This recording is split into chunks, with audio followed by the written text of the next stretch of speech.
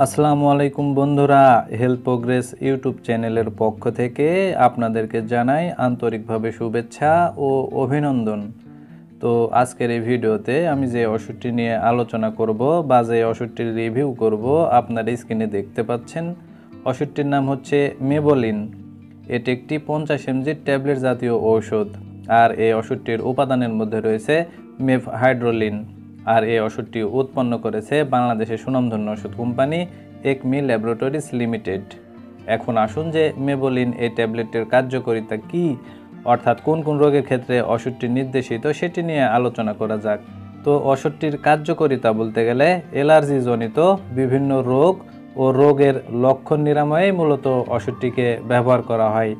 যেমন একজিমা দূর করতে ওষুধটিকে ব্যবহার করা হয়, চুলকানি দূর করতে ওষুধটিকে ব্যবহার করা হয়, ড্রাগ র্যাশ দূর করতে ওষুধটিকে ব্যবহার করা হয়, পোকামাকড় কামড়ালে ওষুধটিকে ব্যবহার করা হয়, অ্যালার্জিজনিত কনজাংটিভার প্রদাহে ওষুধটিকে ব্যবহার করা হয়, চর্মরোগ, হে ফিভার, অ্যালার্জিজনিত শ্বাসকষ্ট ইত্যাদি রোগসমূহ নিরাময়ে মূলত মেবোলিন এই ট্যাবলেটটিকে ব্যবহার করা হয়। আমি যদি এক কথায় বলতে যাই তাহলে এইভাবে বলা যেতে পারে যে অ্যালার্জিজনিত কারণে মানবদেহে যে রোগগুলো সৃষ্টি হয় সেই রোগগুলো নিরাময়ে মূলত মেবোলিন এই ট্যাবলেটটিকে ব্যবহার করা হয়। এখন আসুন যে মেবোলিন এই ট্যাবলেটটির সেবনবিধি কি সেটি নিয়ে আলোচনা করা যাক।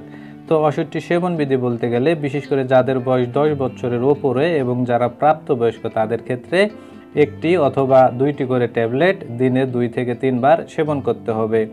যাদের বয়স 5 থেকে 10 বছরের ভিতরে তাদের ক্ষেত্রে একটি করে ট্যাবলেট দিনে 2-3 বার সেবন করতে হবে। যাদের বয়স 2 থেকে 5 বছরের ভিতরে সেই সকল শিশুদের ক্ষেত্রে একটি করে ট্যাবলেট দিনে 1 থেকে 2 বার সেবন করতে হবে। আর মেবোলিন এই ট্যাবলেটটির পার্শ্ব প্রতিক্রিয়ার কথা যদি বলতে যাই তাহলে দুর্বলতা হতে পারে, মাথা ঝিনঝিন ভাব হতে পারে, মাথা ব্যথা হতে পারে, ঘুমের ব্যাঘাত ঘটতে পারে, মুখ শুকিয়ে যাওয়া ভাব হতে পারে, বমি বমি ভাব, ক্ষুধামন্দা, কোষ্ঠকাঠিন্য ইত্যাদি সমস্যা দেখা দিতে পারে।